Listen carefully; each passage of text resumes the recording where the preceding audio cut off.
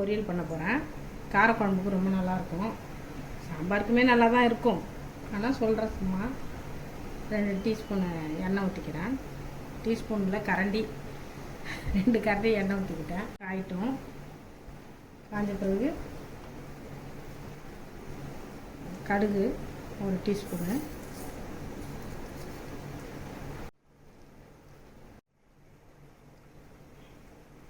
அந்த கடுகு பொரிஞ்சதுக்கப்புறம் உளுந்தம்பருப்பு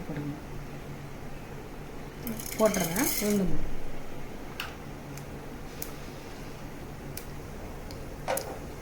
இந்த பீட்ரூட்டு 1 வெங்காயம்,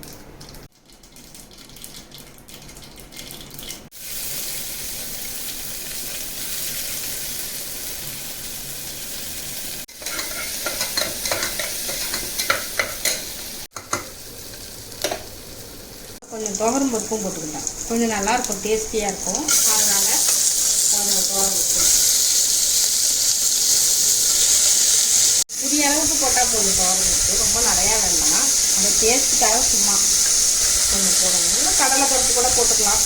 நான் கடலை பருப்பு போட்டால் ரொம்ப லேட்டாகும் ஊறுறதுக்குன்ட்டு துவரம் பருப்பு கொஞ்சம் போட்டுக்கிட்டேன்.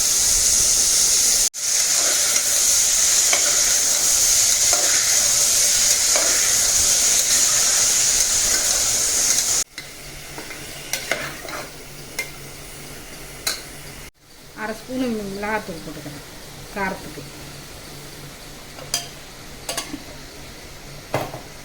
ங்கிறதுனால 2 கல் உப்பு போட்டுக்கிறேன்.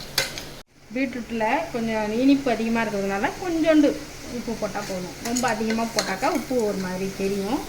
அதனால் நான் லேசாக போட்டுருக்குறேன்.